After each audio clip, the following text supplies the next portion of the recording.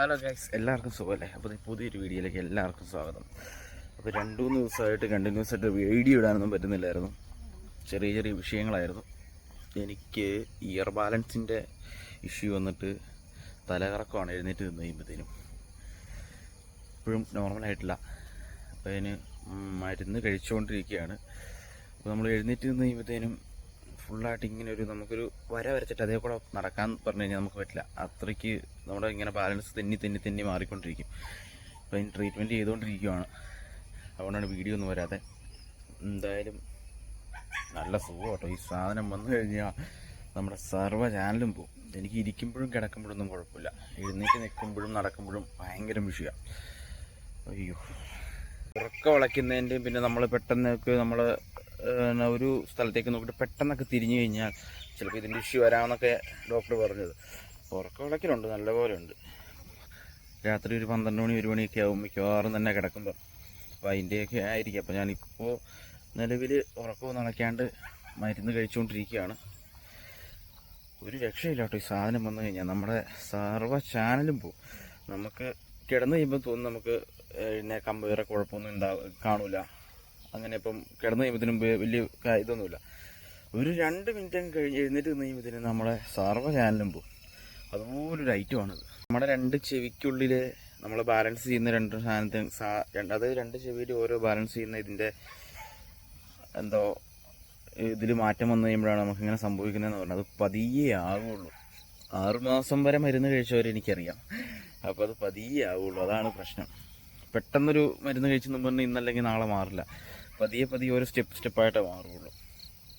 എല്ലാവരും പറഞ്ഞു കേട്ടിട്ടുണ്ട് തല കറങ്ങും, ഭയങ്കര പ്രശ്നമാണെന്നൊക്കെ. പക്ഷെ ഇത്രയ്ക്ക് വിഷയമുണ്ടെന്ന് എനിക്കറിയത്തില്ലായിരുന്നു. ഇത് നിലവിലുണ്ടായ ഒരു അനുഭവം വെച്ച് ഞാൻ പറയാം. ഇത് വന്നു കഴിഞ്ഞു കഴിഞ്ഞാൽ മാക്സിമം വരാണ്ട് നോക്കുക എന്നുള്ളൂ. നമ്മൾ കറക്റ്റ് സമയത്ത് ഉറങ്ങുക. അതുപോലെ തന്നെ കുനിഞ്ഞുള്ള ജോലിയാണെങ്കിൽ പെട്ടെന്ന് നമുക്ക് എഴുന്നേറ്റ് അങ്ങനെയുള്ള കാര്യങ്ങളൊന്നും ചെയ്യാണ്ടിരിക്കുക. അങ്ങനെയുള്ള കാര്യങ്ങളൊക്കെ ചെയ്ത് കഴിഞ്ഞാൽ വരാനുള്ള ചാൻസ് കുറവാണ്. ഇന്നിപ്പോൾ ഇതെല്ലാം ചെയ്യുന്ന ഒരാൾക്ക് വരണമെന്നില്ല കേട്ടോ.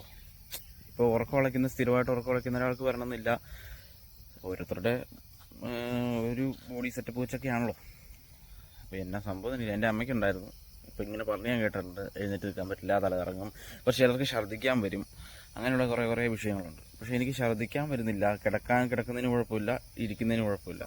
ഇരിക്കുമ്പോഴൊന്നും എനിക്ക് യാതൊരു കുഴപ്പമില്ല കേട്ടോ. അതുകൊണ്ട് എനിക്ക് വണ്ടി ഓടിക്കാൻ പോകാൻ പറ്റുന്നുണ്ട്.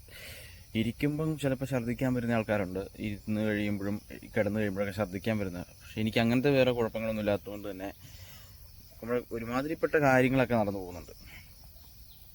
എനിക്ക് ഈ സംഭവം ആദ്യം ഉണ്ടാകുന്നത് എങ്ങനെയാണെന്ന് വെച്ച് കഴിഞ്ഞാൽ, ഞാനിവിടെ വീടിൻ്റെ പരിസരം കുറച്ച് ചെത്തിത്തെളിക്കാനായിരുന്നു. തൂമ്പയും വെച്ചിട്ട് ചെത്തിക്കൊണ്ടിരിക്കുന്ന സമയത്ത് ചെത്തിക്കൊണ്ടിരുന്നപ്പോഴൊന്നും കുഴപ്പമൊന്നുമില്ല. പിന്നെ ഒരു ഉച്ചയൊക്കെ ആയി കഴിഞ്ഞപ്പോഴത്തേന് എനിക്ക് ചെവി അടഞ്ഞുപോയി. ചെവി അടഞ്ഞപ്പോൾ ഞാൻ ഓർത്ത് കുളിച്ച് കഴിഞ്ഞപ്പോൾ വെള്ളം കയറിയതൊക്കെ ആയിരിക്കും ഓർത്ത് ഞാൻ അങ്ങനെ കാര്യമൊക്കെയില്ല. കുറച്ചുകൂടെ വെള്ളമൊക്കെ ഒഴിച്ച് ഇതൊക്കെ കളഞ്ഞു കഴിഞ്ഞപ്പോഴും ചെവി അടഞ്ഞു തന്നെ ഇരിക്കും. ഈ ചെവി അടഞ്ഞിരിക്കുന്നതിൻ്റെ പിറ്റേ ദിവസം മുതൽ എനിക്ക് രാവിലെ കിടക്കപ്പായെന്ന് എഴുന്നേറ്റ് കഴിഞ്ഞപ്പോഴത്തേനും ഈ ഫുള്ളായിട്ട് ഒന്ന് കറങ്ങുമായിരുന്നു. അത് ഭയങ്കര ഭയങ്കര കറക്കമായിരുന്നു പറയുന്നത്. നമുക്ക് നേരെ കാല് കുത്താൻ പറ്റുന്നില്ല. കാല് കുത്തുന്ന മുതൽ ഇങ്ങനെ കറങ്ങുന്ന പോലൊരു ഫീലിങ്. പിന്നെ അത് ഞാൻ ഓർത്ത് പ്രഷറിൻ്റെയോ ഷുഗറിൻ്റെയോ അതിനെന്തെങ്കിലുമൊക്കെ ആയിരിക്കും നോക്കണം. അതൊക്കെ ടെസ്റ്റ് ചെയ്തപ്പോൾ അതൊക്കെ പക്കാ നോർമൽ. പിന്നെ നോക്കി കഴിഞ്ഞപ്പോഴാണ് ഇതിൻ്റെയാന്ന് മനസ്സിലായത്. അപ്പോൾ ചെവി അടച്ച് എനിക്കിപ്പോഴും ഉണ്ട് കേട്ടോ. ചെവി അടഞ്ഞ് ഒരു എന്താ പറയുക, നമ്മളൊരു വെള്ളത്തിനകത്തിരിക്കൂലേ, വെള്ളം ഒരു ജാറിനകത്തിരിക്കുമ്പോൾ ഒരു മുഴക്കം പോലെ ആ ഒരു അവസ്ഥയാണ്. നമുക്ക് പുറത്ത് ഇച്ചിരി അകലെന്ന് പറയുന്ന കാര്യങ്ങളൊന്നും ചിലപ്പോൾ കേൾക്കാൻ ഇച്ചിരി ബുദ്ധിമുട്ടായിരിക്കും. അയ്യോ, എന്താണെങ്കിലും നല്ല സുഖം. എനിക്കിപ്പോൾ നല്ല മാറ്റം ഉണ്ട് കേട്ടോ. ഇപ്പോൾ 3-ാമത്തെ ദിവസമായപ്പോൾ തന്നെ മരുന്ന് കറക്റ്റായിട്ട് കണ്ടിന്യൂസ് കഴിക്കുന്നുമുണ്ട്. പിന്നെ അതുപോലെ തന്നെ റെസ്റ്റ് എടുക്കുന്നുണ്ട്. ഉറക്കമൊക്കെ കറക്റ്റ് ആക്കിയിട്ടുണ്ട്. അതുകൊണ്ട് തന്നെ നല്ല വ്യത്യാസമുണ്ട്. ഇപ്പോഴാണല്ലോ എഴുന്നേറ്റ് നിന്ന് കഴിയുമ്പോൾ ഈ ചെവിയുടെ ഒരു മുഴക്കം മാത്രമേ ഉള്ളൂ. അല്ലാണ്ട് ഇപ്പം മൊത്തത്തിൽ നിന്ന് കറങ്ങുന്നൊരു ഫീലിംഗ് ഇല്ല. എന്തായാലും ഇത് വന്നു കഴിഞ്ഞാൽ നല്ല സുഖമാണ്. വരാണ്ടിരിക്കാൻ എല്ലാവരും ശ്രമിക്കുക. നമ്മളെക്കൊണ്ട് പറ്റുന്ന പോലെ നമുക്ക് വരാണ്ടിരിക്കാനുള്ള കാര്യങ്ങൾ ചെയ്യുക എന്ന് മാത്രമേ ഉള്ളൂ. ഇതിനകത്ത് വന്നു കഴിഞ്ഞാൽ പൊന്നളിയ സൊല്ല് പറയുള്ളൂ. അപ്പോൾ ഈ വീഡിയോ എല്ലാവർക്കും ഇഷ്ടപ്പെട്ടെന്ന് വിചാരിക്കുന്നു. ഇഷ്ടപ്പെട്ടാൽ സപ്പോർട്ട് ചെയ്യുക.